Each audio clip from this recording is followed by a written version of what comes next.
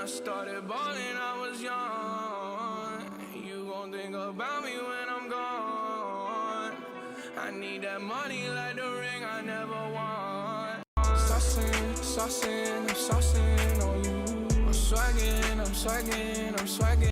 Hello everyone, here's my video on why Jimmy Butler and Jayson Tatum are actually the biggest X factors to these Eastern Conference playoffs. So I will first start with Jimmy Butler. So why I think Jimmy Butler is really the X factor for the Sixers and for changing the fate of who goes to the finals and who gets knocked out and stuff like that. So first of all, I'll talk about Jimmy. So good shooter and shot creator. So he's really good at making and taking big shots, and a pretty good three-point shooter. Just an overall really good shooter. He's a solid playmaker, even though he's not the point guard. It's really Ben Simmons who runs that offense, and a lot of it does go through Joel Embiid. But he does help out setting up the offense. A lot of it does run through him. He's a really good defender. He's getting a bit exposed right now in a series against the Toronto Raptors because he can't guard Kawhi. He's simply not big enough as he's a shooting guard and Kawhi's a small forward.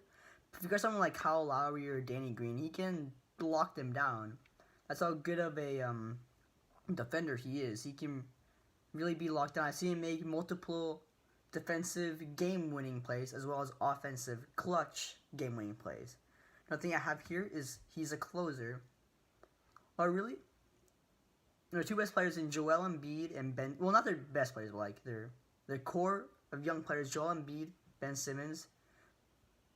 They really were not that good last year. They were unable to close and be as most. I saw them choke time after time. JJ Redick made a lot of mistakes. And that's the big reason why I got Jimmy Butler, because he is a known playoff game series closer. He eats the big shots. He takes the big shots, makes the big shots. Always makes the right plays. And in this game, in Game 2, he was massive. In the fourth quarter, dropping 12 points, hitting a lot of big-time shots. Even though Embiid hit the dagger, Jimmy Butler hit a lot of big-time shots. And was really their best player with Embiid struggling with that knee injury and also having the flu, I believe, or just a sickness. And he was very big in that game. And now I want to go into the regular season record is Philly with and without a Jimmy Butler. So without Jimmy Butler, they were 9-6, which only a 60% win rate out of those 15 games. Which, I mean, it's solid, but over a course of a whole season, that probably won't get you in the playoffs. And after they acquired him, he was roughly, because I didn't have the time really to double check all of this, and it's all a really long season. But they were roughly 42-25 with him. Even though that's only like a 65% win rate out of those games. It really shows the impact, because a lot of these games they easily could have lost without Jimmy Butler coming up big and big moments, hitting but like game-winning shots, making game-winning plays, offensively, defensively. He was absolutely huge for them in the regular season. And now in the postseason, they're 5-2 with him because he's played every game, and they're 5-2. They won 4 against Brooklyn, which were really all basically not blowouts, but they won significantly, like with a good margin. And then against Toronto, they lost game 1 but won game 2, largely due to him. And now in wins and losses in the playoffs for this season, the numbers are slightly skewed because he was in game 1 of the Brooklyn game. He was huge and he was really the best player on the floor, and he was the only one who really had any effort and really played well for Philly, even though they did end up losing that game.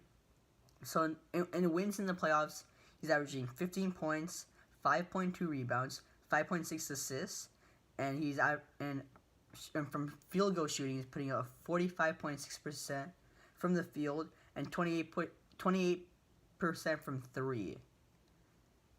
And then in losses, he's averaging more in losses due to that big game 1 against Brooklyn. He's putting up 23 points, 7 rebounds, 1.5 assists, a 41.5% from the field, and 16.5% from 3. So the biggest differences here, yes, he does average 8 more points in losses, besides because of that Brooklyn game mostly. But another big development here, rebounds are basically the same, only 2 rebounds difference. But assist numbers are big. He basically averages 4 more assists in wins. When he's a better creator for the offensive guys. When you can draw on offense, when you can draw double teams, kick it out to shooters, maybe find slashers like Ben, Tobias Harris, those guys. JJ Redick, he finds him for good open shots. And then his shooting numbers are a lot better in wins. And wins, he shoots 4% better from the field overall, so not too much difference there. But he shoots 12% better from 3, even though he's not shooting well from 3 in the playoffs so far. He does shoot significantly better from 3 in their postseason wins this season. Now looking at the regular season numbers, just so you have a comparison, he's averaging 19 points, 5 rebounds, 46% field goal, and 35% from 3.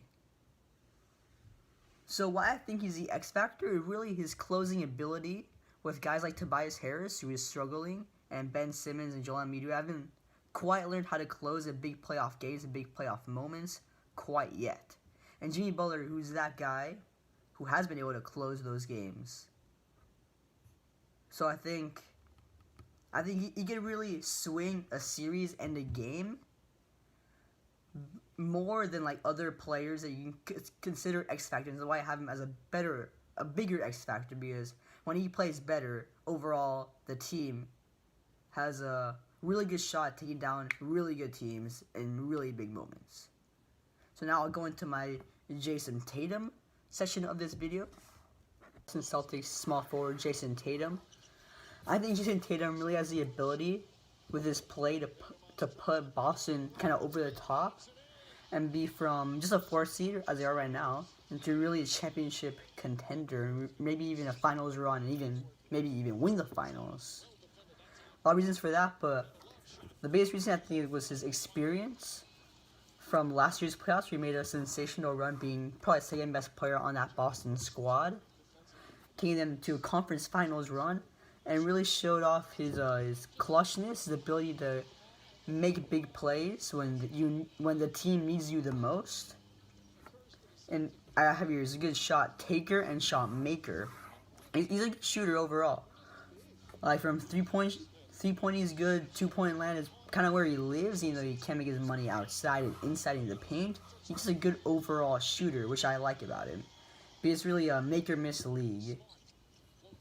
Also, he's a good defender. I think he can really hang with some of those elite small forwards in the NBA, such as LeBron James, Kawhi Leonard, Kevin Durant. Those guys, I think he can really hang with them, kind of slow them down. And he's an okay playmaker, but really he's averaging only 1 assist in these playoffs. He's really more of a catch and shoot guy, but he can also create his own offense. He's really more of a scorer than a playmaker.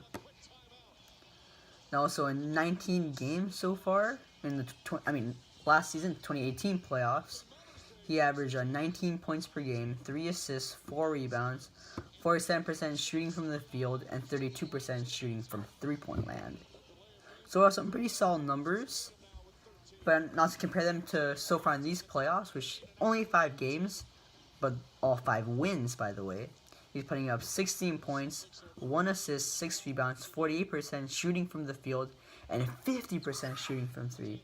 So far, these numbers are pretty similar. Only a 3-point difference in points per game, which makes sense as he's Kyrie and Hayward's back, so he's a little lower on that Boston scoring totem pole.